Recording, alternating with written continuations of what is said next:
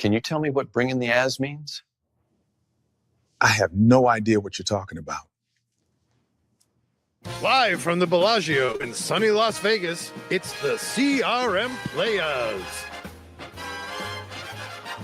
Now, bringing the Az, please welcome Brent Leary and Paul Greenberg. Does that mean we don't have to say our names anymore? No, we probably should. They might confuse us. They might think I'm Brent Leary. Well, that dude that was in the little intro there was definitely not Brent Leary because I don't know what the hell logo was on his hat. But I'm Brent Leary. I'm Paul Greenberg. We are the CRM Playaz, and as you may have heard, we've been bringing the Az since 2009. And we have confirmation of that from the intro. That's right. We just don't know what it means. We may never know what it means. But No. you know what? I think I know what this means. It's the moment. Oh, my. Well, I know he's trying to trick us here, but wow. Because he said who Al Einstein quote? Well, no, because of this. It looks on the top, if on the surface of it, it looks like Spanish. But there's a couple of things there that make it Latin. Yeah, or Italian. Yeah, it's got to be. Or well, maybe. I don't think Italian. Esti Valora. Yeah, well, see, that's what I mean. That's more Latin. Latin. I mean, I'm going with Latin too, because other than that, it would be some sort of dialect. Now, if it had been like Amscray Ude, then it would be Pig Latin. But yeah, well, thank God it's not. I'm guessing Al wasn't really up on the Pig Latin stuff. So who? Oh, Albert. I like to call him Al. Well, you knew him better than I did. All right, Sven. I think, although this is more of PG's area. Well, you know, hold on. Before I say anything, I got to think about this. The one word that's throwing me here, there's two words, I guess. That one in the middle there where it says Esti Successa. Yeah, that doesn't look like Latin. That's what I mean. It really doesn't. And maybe it's like Romanian or something. But I don't know that I've never seen the word successa, and the thing that's throwing me is the ST part, and that's really so. I don't really want to say Latin yet. I got to think about this one. You don't have much time because you know. Well, I have time. I mean, I don't have to come up with it this second. Well, you got to do because we got to go on with the show. This is the moment of Sven, not the moment. It's the show. Isn't it the hour of Sven? No, it's not. That. What? How's it not? All right. Well, I'm sticking to it because I have no reason to change. Well, give me one more second and I'll figure it out. 1,000, 2 1,000. Okay, let's make it 5 more seconds. 3 1,000, 4 1,000, 5 1,000. All right. Well, I'm going back. I'm going to go back to some Spanish dialect. Okay. But it's a dialect. I don't know. Portuguese? No, that's not a dialect. No, I know they are similar. So, I mean, if I'm looking at mi casa is su casa. Well, you know what it says.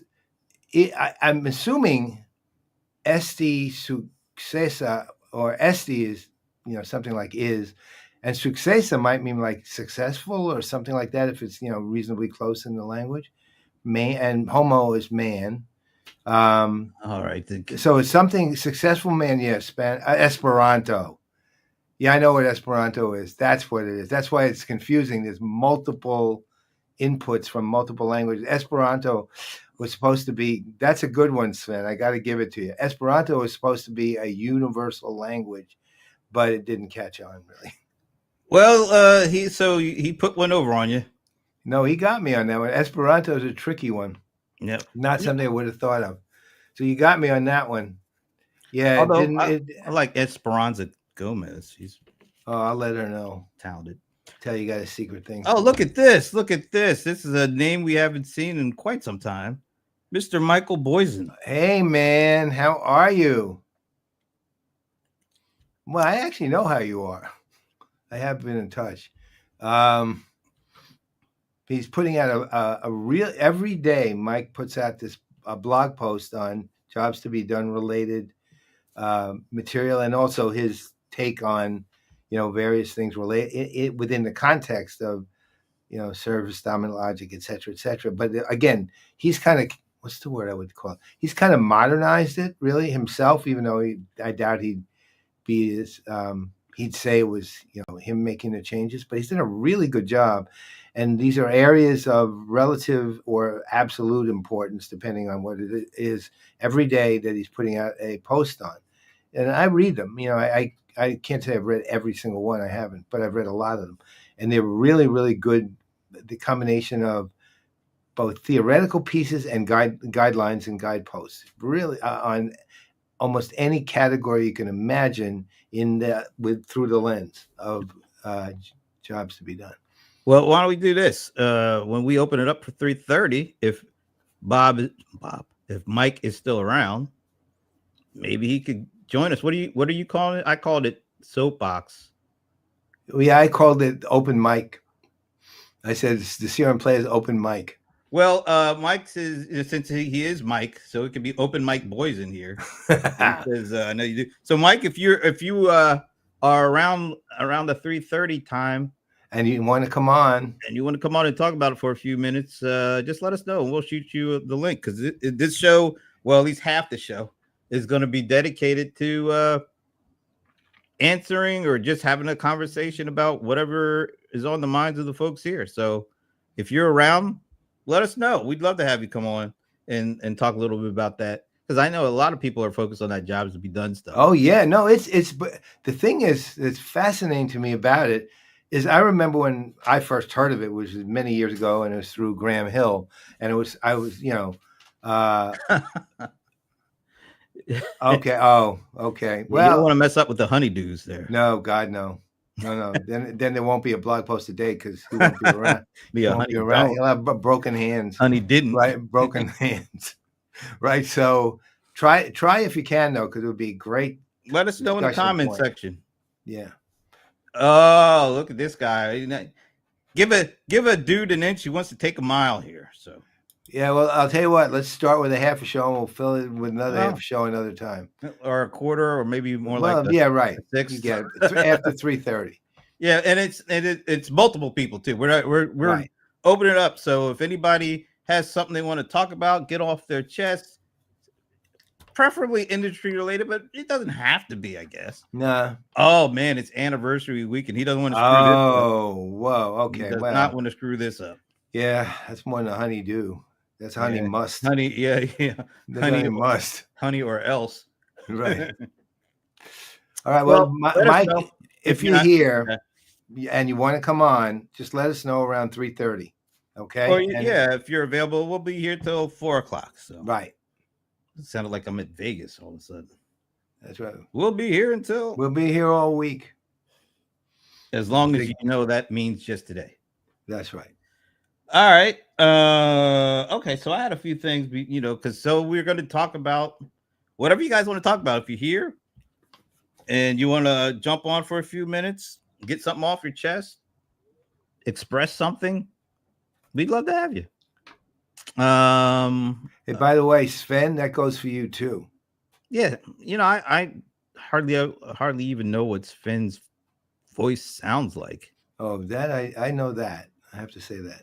And really, I haven't seen him on the happy hours because he's usually just the camera. I mean, with no video. Yeah. Yeah. So, Sven, if you want to, come on and tell us what you want to talk about for a few. We'll leave that and we'll leave that invite open to everybody that is here, because we don't have any guests. We kind of do this every now and again, because there's a lot of stuff going on. There's a lot of things to talk about, and some things that I don't think about, or you may not think about, but you mentioned it. It's like, wow, why didn't we think of that? So if there are things you would like to discuss, matter of fact, if you want, put them in the comments, and then we can kind of gauge how many people might be interested in joining us for a few to talk about this kind of whatever is on your mind. I almost feel like we're going to do a radio show now. That's not so bad. Larry King, talk to me. What's on your mind, Cincinnati? Something like That's right. John from Baltimore. that. What's up? Sven from Germany. Well, ever listen to Mad Dog, right? Chris Russo? Yeah. The way he does it, though? He says, Sven, give it to me. Sven, what's up? Sven, how you doing, doggy? Sven, well, great. What's up? That's what he does. Sven says he is on the road. Have you told it earlier? Meaning we didn't tell him in time. If he had told him earlier, he could have made it. Oh, that's all right, Sven. Don't worry. You can come on another time. Don't worry. We'll be doing these again. Maybe. No, I'm just kidding. Yeah, we'll do it. All right. So until then, it's the regular show, of course. And I got a couple of little clips that came from this. I guess it was just yesterday. Talking Headless. Feels like it was so long ago. I know. We're doing a little rework on Talking Headless. You like that, Rebecca? I try. Listen to that all hour. No, I don't think you want to listen to that. I can listen to that all minute. That'll probably set Patrick off like on a barking spree. He'll start spelling woof. He'll start going foo, F-O-O. Oh, by the way, Rebecca, if Patrick has something to talk about, we can bring he. Yeah, you can translate. All right. So yesterday was Shashi's second Talking Headless episode, and he had a few folks on there. I know one. I think I've talked to him. Who? Maybe in past Sarbjeet. Sarbjeet. Yeah.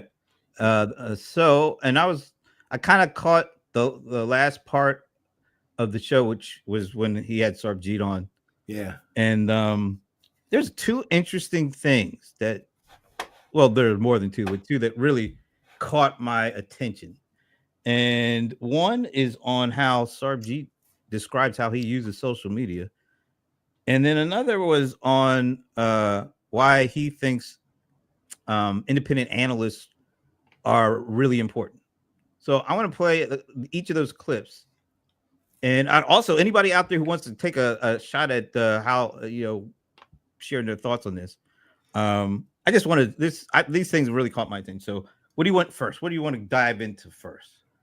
How you social media or the independent? Yeah, no, do it in the order. That was the order anyway. Social media, then independent. So let's do that anyway. All right. Let me see if I can do it in order. Okay, here it is. I hope this doesn't. Yeah, this should be all right. StreamYard, you never know what you're going to get when I roll a clip. But here, let's see if this one works. I have some rules. I never like a post without reading it. I never retweet without reading the whole thing. When I comment, I read the whole thing and then comment. I just don't comment just for the sake of commenting.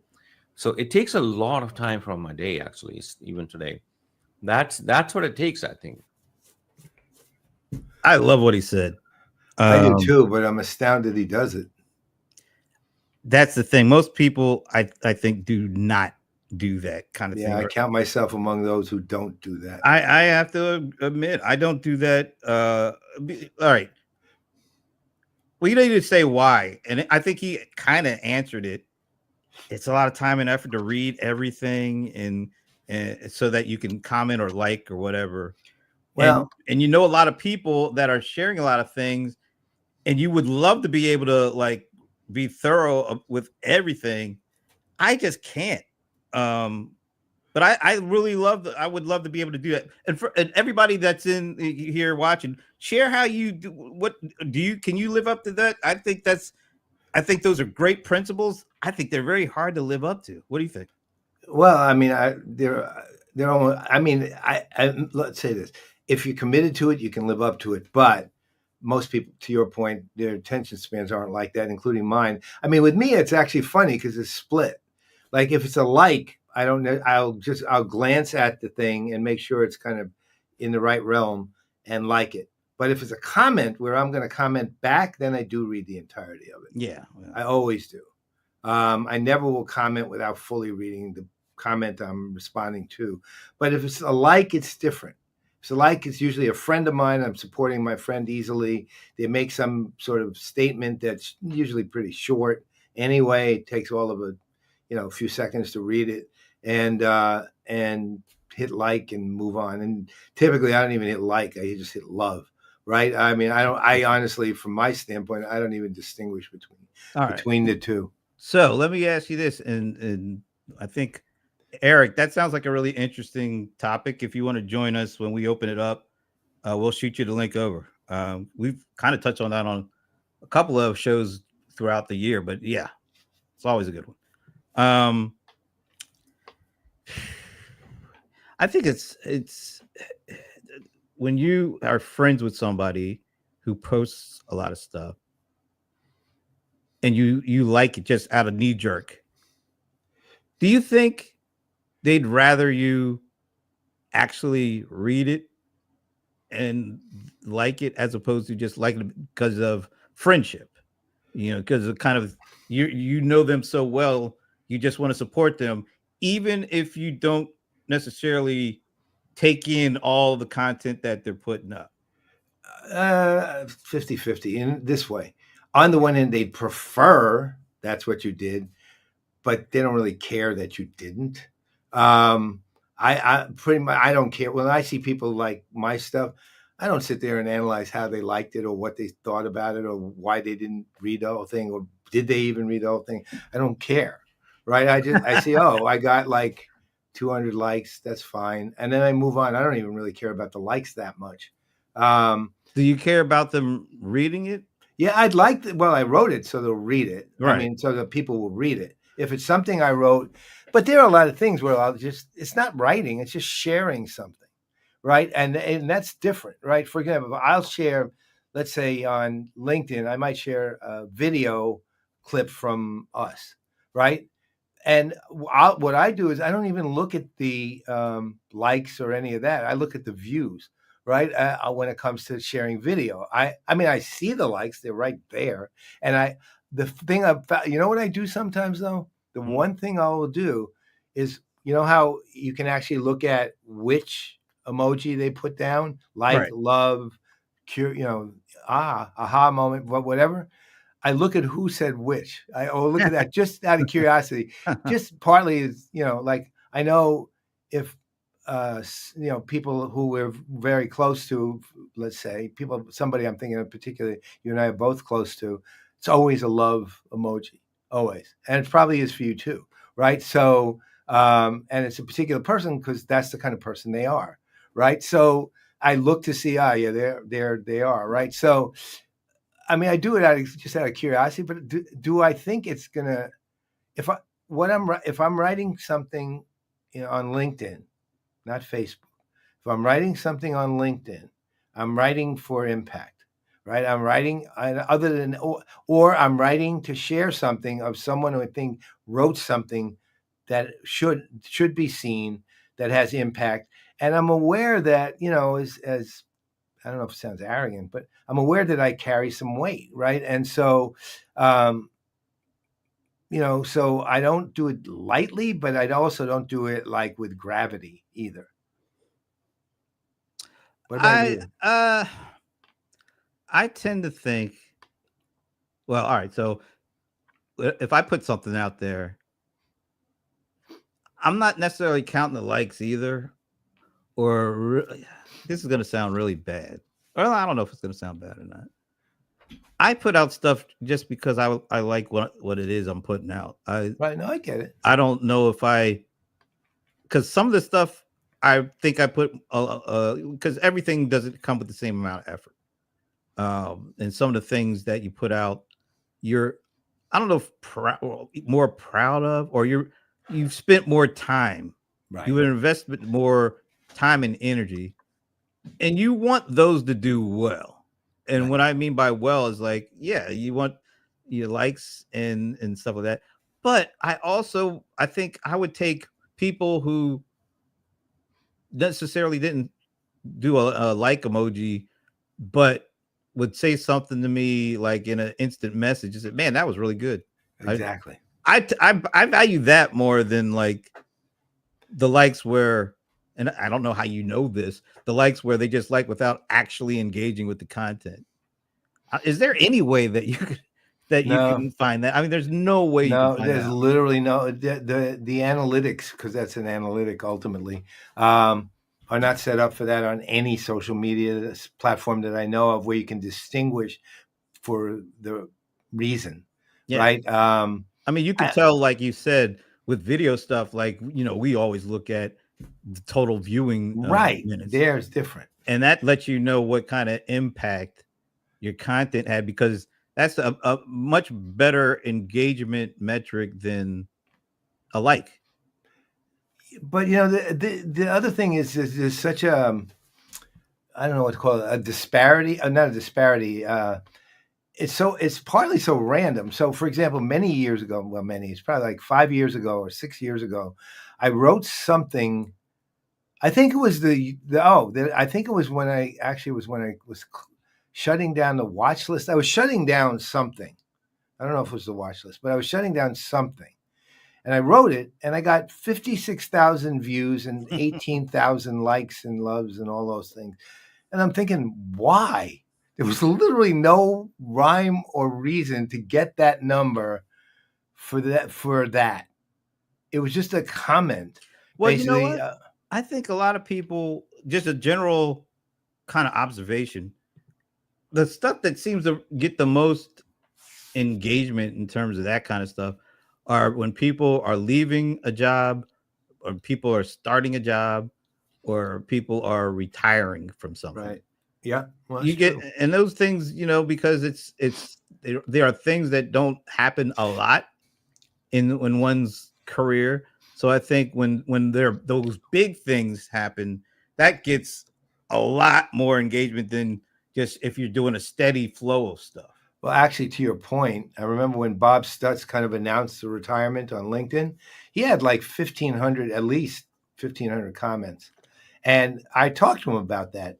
And I said, "Did you read all the comments?" He said, "I read most of them." He said, the thing that was, I think that he didn't put it in these terms, but the thing I think he found interesting was some of the people who were actually, wishing him good luck and happy retirement and all that, who were people he hadn't heard from, seen, or even knew were following him for years.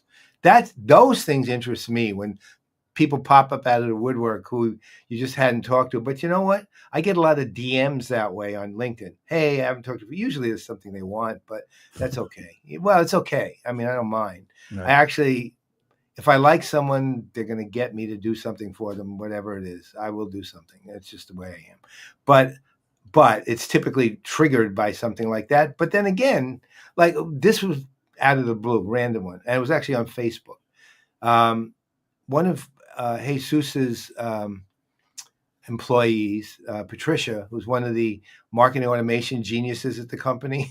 He has these Patricia and Adriana are they're marketing geniuses, marketing automation. I think I met Adriana Alarte. I think, is that right? Yeah. Yes. And Patricia goes by Iovina. I met her at both of them when they were both at Evolution. Inbound. At Inbound. Okay. Years ago. Yeah. So I've known Patricia forever, both of them really. So out of the blue, she said, "Hey, what are you up to?"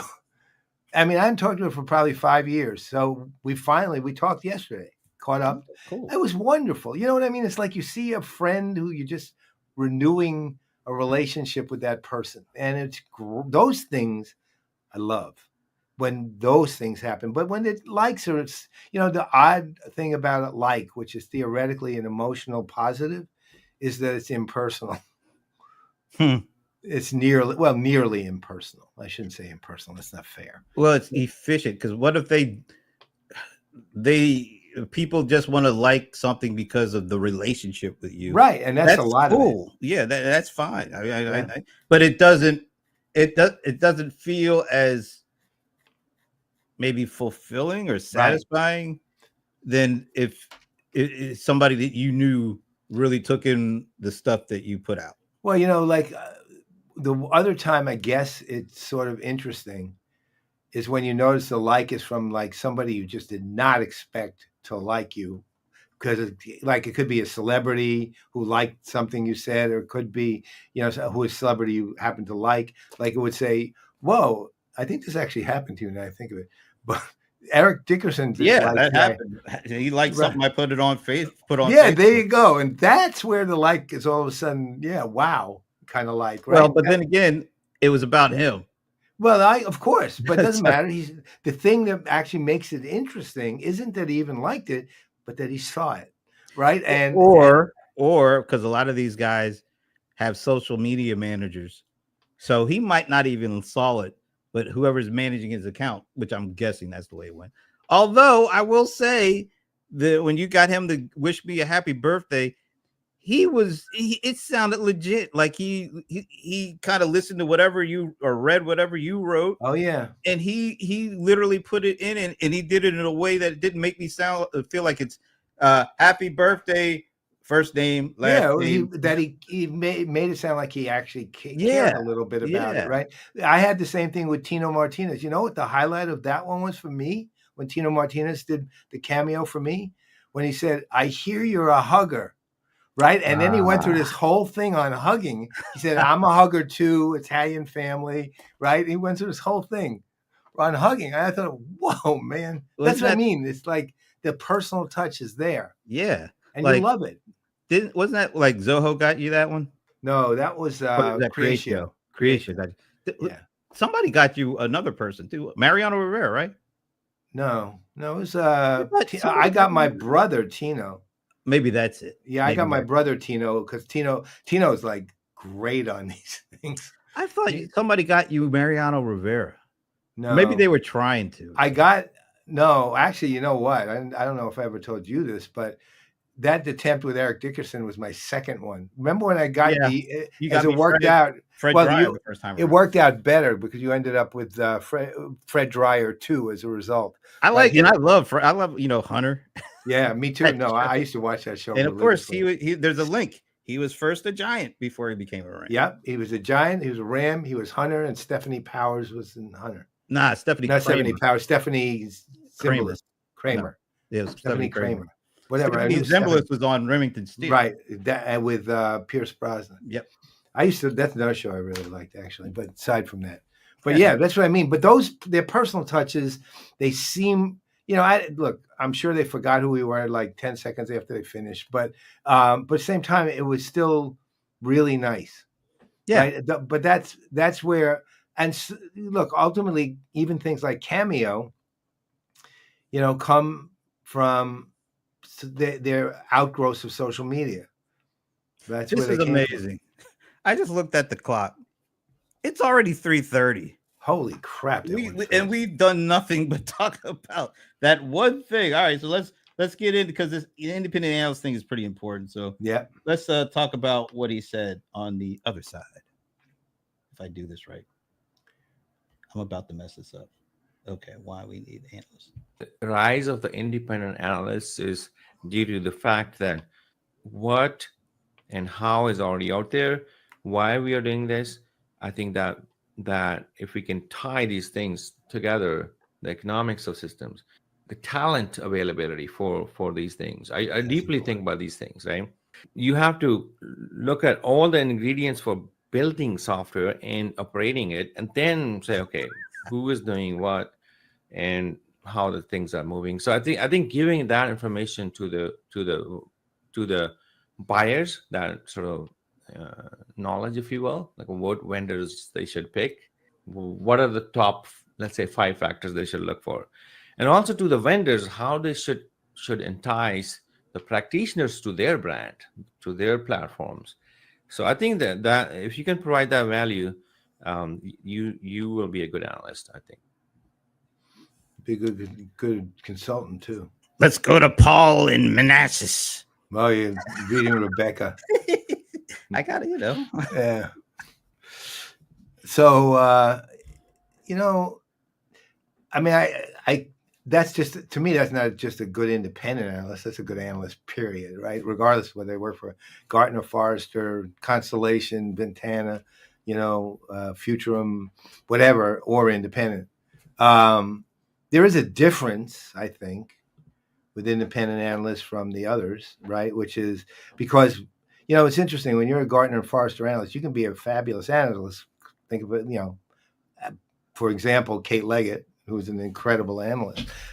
But the one thing you are tied down by is utilization, right? You have to, it's just your job is to be utilized, basically, and you're stuck by the rules of house rules, whatever they are. When you're at a boutique firm, and I'm not saying that's a disadvantage.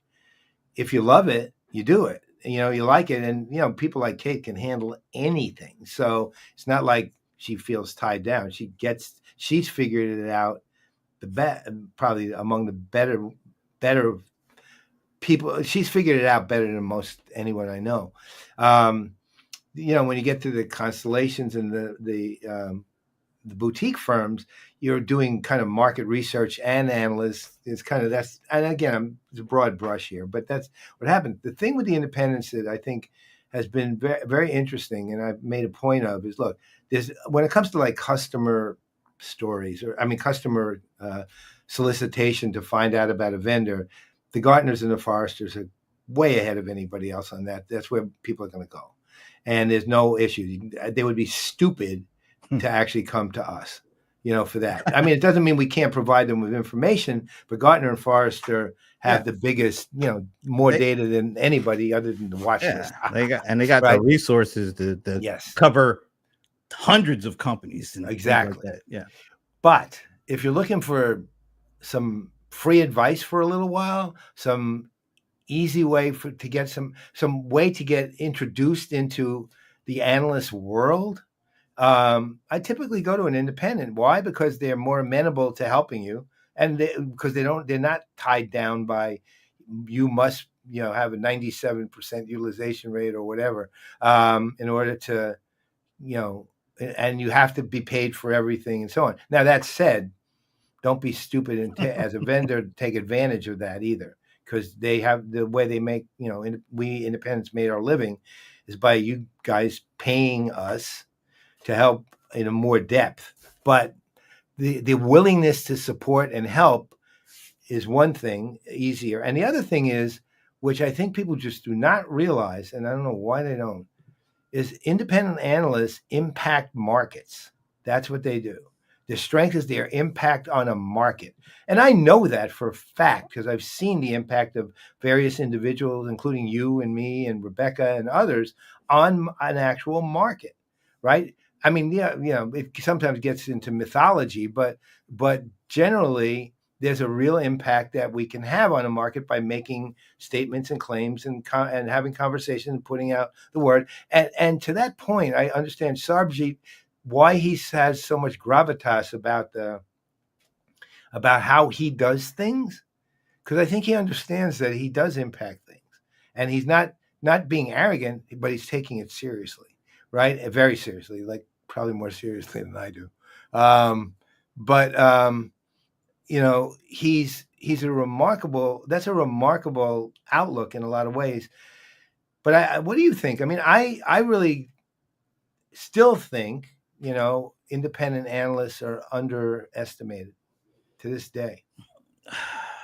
I'm sure some vendors really completely don't even think they're important at all. And then there's other vendors who treat them as if they were at a tier one consulting company or analyst company. Yeah. And we know who those are. That's that's Salesforce. We've had Tashik on the show a multitude of times. And he talked about how he got rid of that whole one of the tier system right from the beginning. Yeah. Because he was learning things from folks that weren't at a Gartner or a Forrester, but he considered to be really important information and really somebody to listen to. Zoho was another company like that. And then there's some companies that just, if you're not, basically, I think the companies that look at, if you're not from Forrester or Gartner or IDC, then what good are you? Because we can't say that we're on a wave or a quadrant, and that's all we're looking for, really. There's a lot of companies out there like that. But I think you know, the way I've kind of approached it for myself is I don't really call myself an analyst. I might have at some point, but I was talking to Alan Berkson about this. I really look at myself more as an industry observer, and you're able to, because I'm not going to do the things that traditional analysts do, or I'm not going to do a lot of it because that's just not my interest. And I think one of the things that we can do, or that we do that some of the traditional folks they probably don't do because it might not be as uh their time might be better spent from a monetary standpoint, not even focusing on this, which is another reason why it's kind of good to have us around, because we will do things that are different, that are kind of unique. We'll experiment with some stuff that I don't think the big guys can ever do. No. Like this whole PBM thing is going to complete experiment for that Yep. we've decided to do. But because we didn't have a monetary price or a prize at the end of whatever we did, those folks are not going to do that. They're going to, first thing they're going to look at is, well, what does the end look like? And if there is a good potential, monetization of this, then of course they'll do it. But some of the stuff we've done, they would never do, because we couldn't say this is gonna work out successfully or not, or make X amount of dollars or not. And because kind of the more independence, we have a lot more flexibility in what we want to do, what we want to try. And if we're fortunate enough to come across folks at the companies that are willing to try things differently or do things a little differently, then that's great. And there are companies out there like that. We know them. I mean, they have literally helped us do what we're doing right now. Yeah. But then there's some we're like, there's no point in going over there because they don't deal with us. No. So yeah, I think Sarjeet, it took me a while to really say, okay, yeah, I feel like we fit in somewhere. Because sometimes you just feel like you don't, and other times you feel like, man, I don't even want to do that stuff. I want to try this. I want to experiment and do this, and with the messaging, with the formats, with the content, and you would never get a chance to do that if you were at one of the tiers. No, not a chance in hell. I mean, ultimately, yeah. I mean, the thing that drives me crazy, and it drives me crazy with vendors sometimes too, but certainly the larger analyst firms. And again, it's not, and I don't blame the analysts. I blame the management and ownership of the firms on this one. The analysts themselves, again, that's like every other thing. There's really, really great individuals, and there's really not so great individuals, right? And that's why I keep talking about Kate. I think she's one of the best analysts in the world, and will be one of the best analysts in the world wherever she be. Gartner, Forrester, IDC, independent, boutique. It does not matter where she is. She is one of the greats. And so, but it drives me crazy that everything has to have some revenue objective associated with it. And it has to be a direct impact on revenue, when in fact if you want to look at even the science of it, there have been so many studies that have come out. And when I say so many, I mean like many, that show there's such a thing as indirect impact on revenue, if that's something you're looking at. In our case, we need revenue so we can function, but we didn't look at it like, oh, this is going to cost us this against this potential outcome, and that an outcome or this outcome will have to occur within a year, or this outcome, we don't do that. And we never have done that especially, but then, I mean, to be honest, we're a little strange even in the world of independence. Right. So that's why I said, I think I feel a little bit more comfortable about being being an observer, because I'm not going to write 1,000 reports, and I don't think there's anything wrong with writing 1,000 reports and writing those things. I think there's a place, just like Sarjeet said, there's a place for that. But I also think for companies that are looking not just at the relationship they have with an analyst firm as marketing material to throw out there. I think the companies that you have to do that, but there's some companies that are also saying, we really just want, not in addition to having that all that stuff, we really do appreciate people who are able to like come at it from a different perspective and doing those kinds of and doing things like I really do appreciate when companies, and particularly when COVID hit and everything was shut down. I had a number of companies that said, what kind of things can we do? Because we were already, I think, we weren't doing Playaz regularly, but I started getting really heavily involved with the video stuff. I remember I bought my TriCaster in like 2015 or something like Trickster. that. Yeah. So, and I had already decided before the pandemic that I was going to go all in and buy all some serious equipment and really take the video content to another level. And because I had done that before everything shut down, there were vendors that came to me and said, what can we do? And I was like, oh, this is great. This is exactly the kind of thing I would love to. I didn't know if it was going to lead to anything, but like you said, some free advice on stuff that you like might not end up being free, but you don't go into it thinking, all right, I'm only going to talk to you if you're going to give me X amount of dollars for this engagement. Yeah. No, I'm 1,000% with you on that. Listen, it occurs to me, take a look at Eric's question and then look at Esteban LinkedIn users. Matter of fact, we should say this because they are connected. Yeah. If Eric and E, if you guys want to join us for a few minutes. Yeah, next 15. Let us know. 15 minutes. Let us 15 minutes left if you'd like to join us for the final 15, although we are going to end on time. So if you would like to join us for the final 15, let us know right now, and we'll send you the link.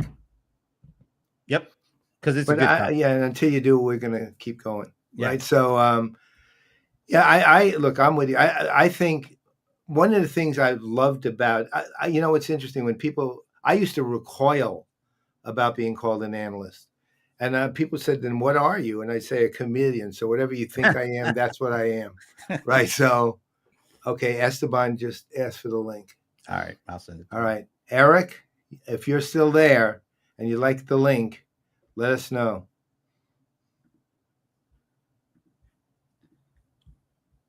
All right. Yeah, I am just sending it to you via text. Yeah, but from that standpoint, at a certain point I gave up and I just said, okay, I'm an analyst if that's what you want to call me, but I didn't care. Okay, right. Eric's looking for it too. All right, why don't you shoot him the link on Facebook if you're all right. Eric, hang in there. Yeah, I don't bring it up, but if somebody asks me, like me and Alan were just talking, and I said, yeah, I feel much more comfortable saying I'm an industry watcher or industry observer. But if you want to call me, I mean, I've been called everything in the book. Some good, some not so good. But it's kind of hard to break certain certain people's perceptions of who you are and what you do. So I just like, yeah, I don't care. Hey, Eric, go to LinkedIn. That's where I just sent you the link. There it is.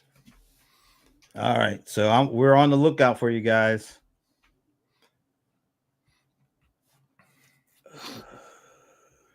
I like that. I like that. Like those connected kind of thoughts around this.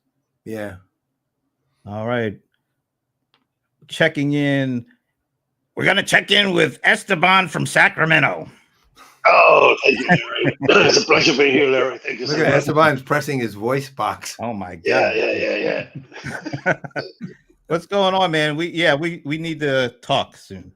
First of all, it's not Sacramento, but it's Auburn. It's way, way more boring than Sacramento. Wait a minute. How could it be way more boring than Sacramento? Well, I can't say what I wanted to say. All right, hold on.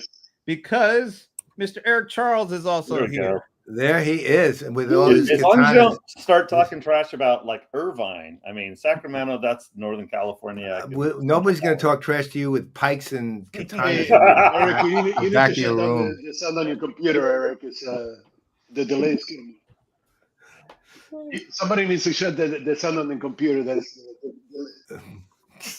Okay, I'm not hearing anything, but No, Esteban, Deja it's hard vu all to. over again. Yeah, I'm good. all right. So let's bring up There you these thoughts here. Eric said, "Watching the market go through a ton of M&A is the new strategy to build something good enough to get bought." I don't even know if that's the new strategy. I think it's the old. But and then the irascible one. I'm trying to find your That was me. down Sorry. below. LinkedIn I user. killed it. I killed it. Yeah. Y'all want to talk about investing in uncertain times? All right. So what's going on? Well, you guys. Where do you want to start? I mean, to address the comment that Eric made about M&A, there's a huge uncertainty in the market as to like what's going to happen, and lots and lots of money, and no visibility. The uncertainty is killing everything. Mostly not because we don't know where it's going to go, but because we don't know what's the timeline for it. You know, I don't care if you put 45% tariffs. I will create a new business model around it. But tell me when. Don't tell me one day between now and the end of the world. That's the biggest problem. Seriously, tell me that's going to cost you 45% more to do business starting next week. I'll figure it out. That's what I do. But don't tell me like it's going to be 25% today, it's 15% tomorrow, 45% next week, 200% next week, and then we'll give you a refund the month after. Well, you're going to have to wait 3.5 years before. No, Any actually, certainty. that's not true. That's not true. The 90 days is coming up in the next 6 weeks. And a lot of the conversations I've already had and a lot of the deals are getting crafted. So we will have within the next 2 months uncertainty on the timeline. I really, it's not going to impact the market as much as we believe, but there's so much money waiting that, going back to Eric's comment, M&A is part of like, I don't know what to do with the money. So let's try to figure out if we can come up out of this better. Recessions are the best times to craft strategies for growth. And this is what we're seeing.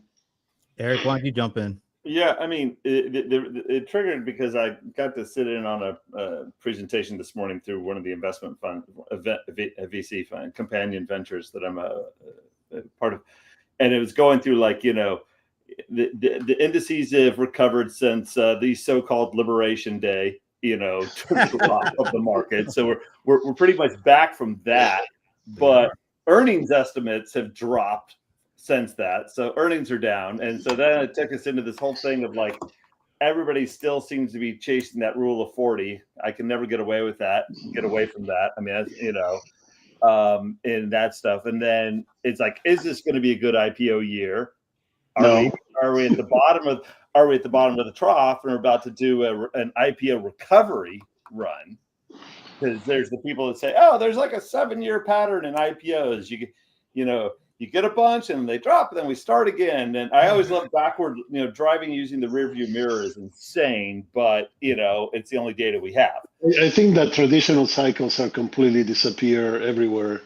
To quote Stephanie, I wasn't going to say everywhere, but I said the words I said it. I think traditional cycles have disappeared from everything. There's no 7-year rule of 40, whatever. The most interesting thing that I've seen in the last 6 months, family offices becoming the new VCs, because VCs don't want to invest, and family offices have so much money stored over there that they're actually trying to put it somewhere. And I'm doing a bunch of due diligence for family offices and vendors that like normally nobody would have considered to be acquirable, just to do roll-ups as part of a family office versus a PE. PE firms are completely out of the loop. They don't want to do anything. The stability kills them. VCs don't know what the new model goes, because how can you invest $100 million in a 2-person company that makes $10 million a month? What's the point? There's no return on that. That is going to disappear in 6 months anyways. So family office have become the new funding, and it's just, again, I said this before, there's so much money waiting that all we need is just one degree of certainty more than we have, and the gates of hell are going to open, and we're going to be flooded with shit everywhere and blah blah blah, including M&A. But I don't think that IPOs are going to happen this year. I really don't. I mean, I'm going to do a +1 on Esteban, because I've been working with family offices. The same thing. They're the new. I say family office is your Series A. So friends and family is your angel, and the family office is your Series A. And then you got to hit like $2 million in revenue, to prove product market fit, and then the VCs are willing to dance with you. Yeah. There are no early investor VCs. But even then, I mean, Gartner published a report this morning that they said that out of the thousands of thousands of companies that are doing AI, they consider only 130 of them to be valid golf companies. Yeah, so let's take it to It's fucking hilarious. let's take it to that point. I saw, well, it's been like back and forth for a couple of months where Apple has been supposedly in kind of trying to determine if they want to make an offer on Perplexity. And then I saw this something came out on Seek and Alpha just today about there seems to be some kind of something heating up because Apple is starting to realize they keep falling further and further behind in this AI stuff. And the only way they may be able to catch back up is through acquisition of a company like Perplexity, which they got the money to do. They make what, $20 billion every quarter in profit. So it's not like it's going to kill them if they wanted to. But is it easier for them at this point to stay inside and try to do things, build it internally? Or are they getting to the point? I know they're Apple and all that, but they have completely underwhelmed when it comes to AI. They had Siri, came out 2011 or 2014 one, and have absolutely done nothing from an AI perspective with it that would make anybody feel like they have what it takes to do this internally. So do they pull the trigger on something like Perplexity that's going to have a big price tag on it, but they got the money for it? So but the white paper, Brent? What's that? Did you read Apple's white paper on AI? Yeah, I skimmed it. I didn't read the whole thing. Actually, I gave it a like. I asked ChatGPT to summarize it for me. Yeah, I no, did he it gave it a like. He gave it a. Brent gave it a like. Same. And ChatGPT said Apple should acquire OpenAI. ChatGPT said it. What did Perplexity say? Perplexity gave a really nice outline. I mean, I like how they outline. So yeah, Perplexity said, "I can't comment. We're in our stealth period." but you know what, Brent? I mean, to answer your question, tips.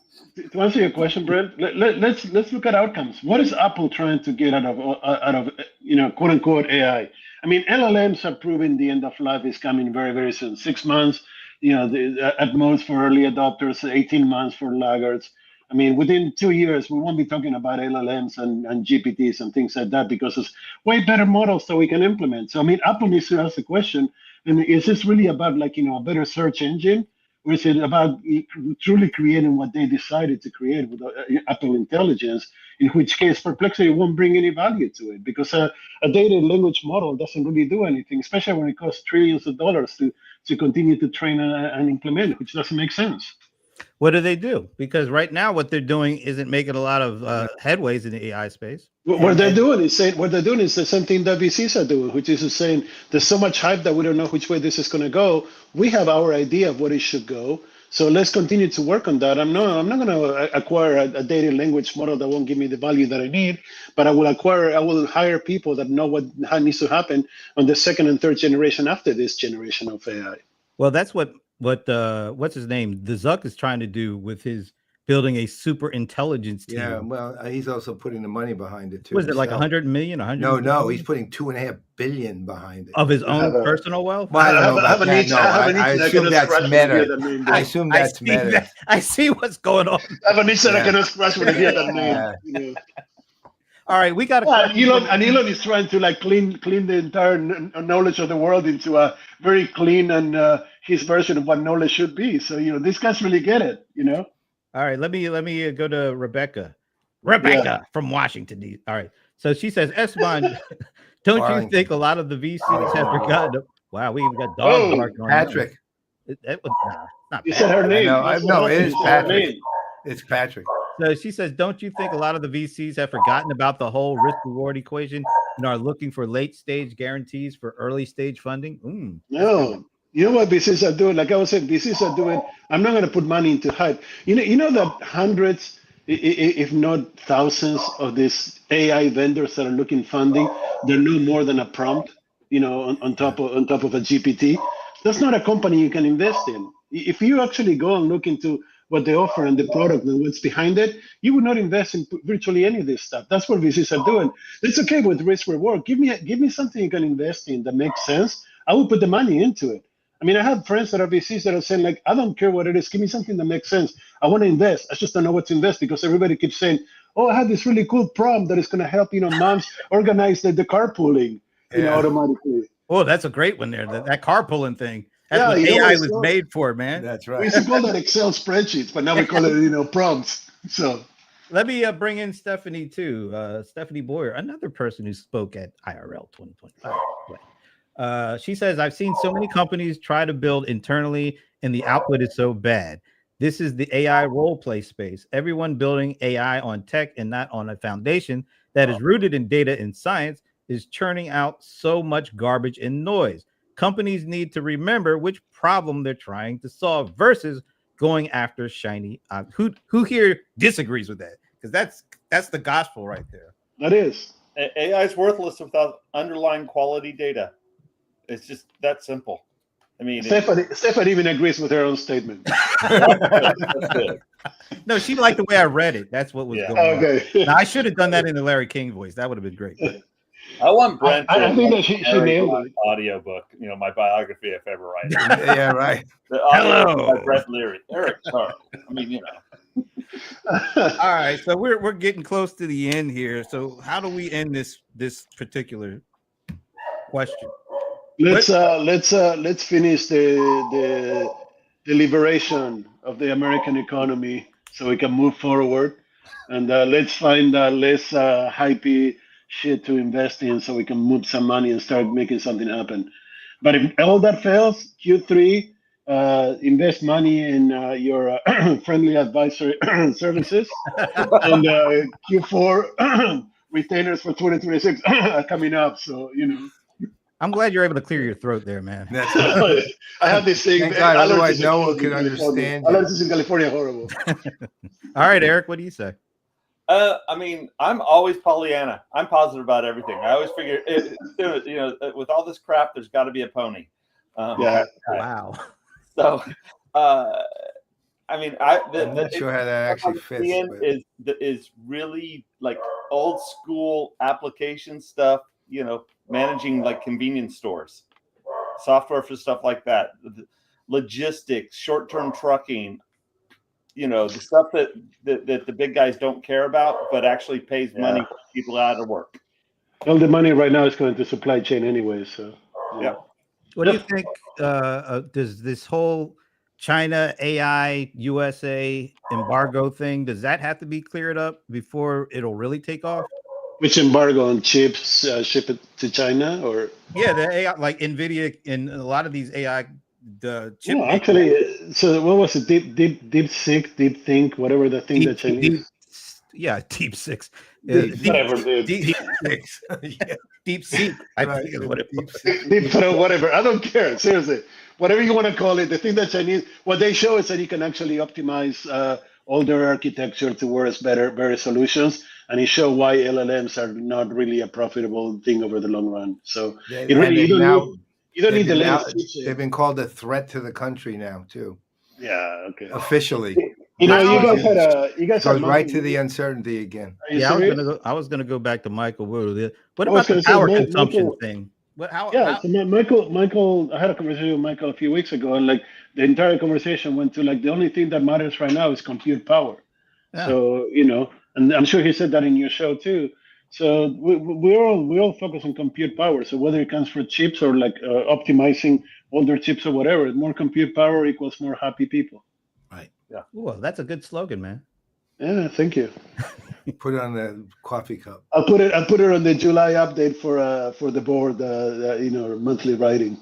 Yeah, there you go. Oh, the board. Where's the board? Oh, were you in a location unknown or something? Or no, I'm finishing. It's almost finished now. It's ready to go. So when I have it, I'll send you guys a copy so you can take a look at it.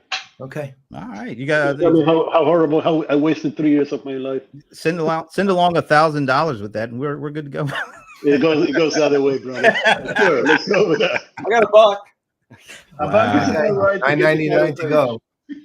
All right. So Rebecca says, and I think Patrick probably does too. Thanks, guys. Thank you, gentlemen. Yeah, thank you. That was great. That was a great way to end the show. Thank you. Hey, Eric, it's good seeing you, man. Good seeing you too, man. Let's catch up. Retirement is treating you well. All right. Thanks, guys. And we will see you hopefully sooner rather than later. All right. Ready to close things out? I sure am. Goodbye. I guess I can say I'm Brent Leary. No, on behalf of That's Esteban. right. On behalf of, and he wasn't even pestilent. He wasn't No, even irascible. He was Nope. just But he was Esteban Kolsky and Eric. It was like the E&E show here. the EE.